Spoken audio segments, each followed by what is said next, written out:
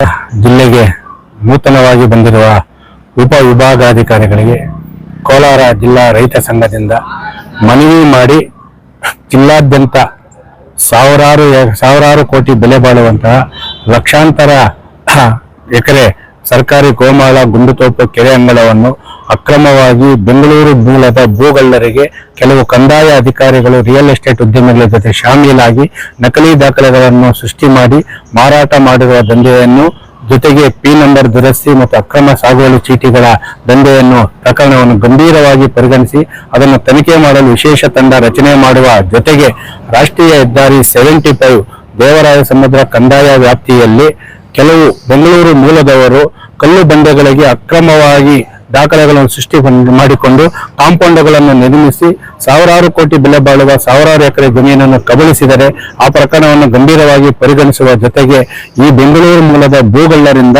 ಈ ಕಾಂಪೌಂಡ್ಗಳನ್ನು ನಿರ್ಮಾಣ ಮಾಡಿಕೊಂಡು ಕೆಳಗಡೆ ಇರುವಂತಹ ಅಮಾಯಕ ರೈತರ ಹೊಲಗಳಿಗೆ ಬಂಡಿ ದಾರಿ ಇರ್ಬೋದು, ಸ್ಮಶಾನ ದಾರಿ ಇರ್ಬೋದು, ಕಾಲು ದಾರಿಗಳನ್ನು ಒತ್ತುವರಿ ಮಾಡಿಕೊಳ್ಳುವ ಮುಖಾಂತರ ರೈತರನ್ನು ಹಿಂಸೆ ಮಾಡ್ತಾರೆ. ಅವರನ್ನು ಕೇಳಿದರೆ ಅವ್ರ ಮೇಲೆ ದಬ್ಬಾಳಿಕೆ ಮಾಡ್ತಾರೆ.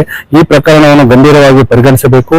ಕೆಜಿಎಫ್ ವ್ಯಾಪ್ತಿಯ 528 ಎಕರೆ ಗೋಮಾಳ ಜಮೀನು, ಮಾಲೂರು ತಾಲೂಕಿನ ಭೂ ಹಗರಣ ಸೇರಿದಂತೆ ಜಿಲ್ಲಾದ್ಯಂತ ಭೂ ಹಗರಣವನ್ನು ಗಂಭೀರವಾಗಿ ಪರಿಗಣಿಸುವ ಜೊತೆಗೆ ಪ್ರಮುಖವಾಗಿ ದೇವರಾಯ ಸಮುದ್ರ ಕಂದಾಯ ವ್ಯಾಪ್ತಿಯ ಸರ್ವೆ ನಂಬರ್ 117 ಬೆಂಗಳೂರು ಮೂಲದ ದಿವಂಗತ ಶಂಕರ್ ರೆಡ್ಡಿ ಎಂಬುವರು ಕಲ್ಲು ಬಂಡೆಗಳಿಗೆ ಅಂದ್ರೆ ಸರ್ವೆ ಇಲಾಖೆಯಲ್ಲೂ ಬಂಡೆ ಖರಾಬ್ ಅಂತಿದೆ, ಮತ್ತೆ ಸರ್ವೆ ಇದು ಕಂದಾಯ ಇಲಾಖೆ ಬಂಡೆ ಖರಾಬ್ ಇದೆ. ಆ 2 ಎಕರೆ 17 ಗುಂಟೆಯನ್ನು ಯಾವ ರೀತಿ ಮಂಜೂರು ಮಾಡಿದ ಪ್ರಕರಣವನ್ನು ಗಂಭೀರವಾಗಿ ಪರಿಗಣಿಸಿ ಅದರ ವಿರುದ್ಧ ಕ್ರಮ ಕೈಗೊಂಡು ಅದರಲ್ಲಿ ರೈತರಿಗೆ ಅನುಕೂಲವಾಗುವಂತೆ ಸುಮಾರು 30 ಅಡಿ ಬಂಡಿ ರಸ್ತೆಯನ್ನು ಮಾಡಿಕೊಡ್ಬೇಕಂತ ನಾವು ಮನವಿ ಮಾಡಿದರೆ ಅವರು ನೀವು ಸ್ಪೆಸಿಫಿಕ್ ಆಗಿ ಯಾವ ಸರ್ವೆ ನಂಬರ್ ಒತ್ತುವರಿ ಆಗಿದೆ, ಎಲ್ಲೆಲ್ಲಿ ಒತ್ತುವರಿ ಆಗಿದೆ ಅಂತೇಳಿ ನೀವು ದಾಖಲೆಗಳ ಸಮೇತ ನಮಗೆ ನೀಡಿದರೆ ನಾವು ಅದನ್ನು ಗಂಭೀರವಾಗಿ ಪರಿಗಣಿಸಿ ರೈತ ಪರವಾಗಿ ಕೆಲಸ ಮಾಡುವ ಜೊತೆಗೆ ಸರ್ಕಾರಿ ಆಸ್ತಿಗಳನ್ನು ಉಳಿಸುವಂತಹ ಭರವಸೆ ನೀಡಿದರೆ ಅವರು ನಾವು ನಮ್ಮ ರೈತ ಸಂಘದಿಂದ ಕೃತಜ್ಞತೆಯನ್ನು ಸಲ್ಲಿಸುವ ಜೊತೆಗೆ ಕೋಲಾರ ಜಿಲ್ಲಾದ್ಯಂತ ಈ ಭೂಗಳ್ಳರ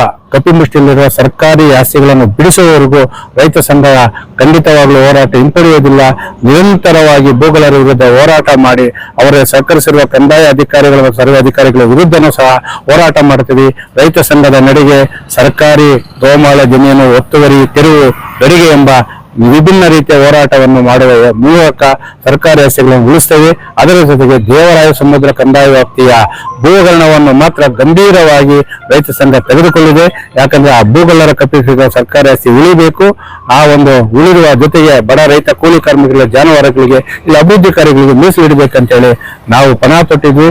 ಅದಕ್ಕೆ ಹಿರಿಯ ಅಧಿಕಾರಿಗಳು ಸಹಕರಿಸಬೇಕಂದ್ರೆ ಮನವಿ ಮಾಡ್ತೇವೆ.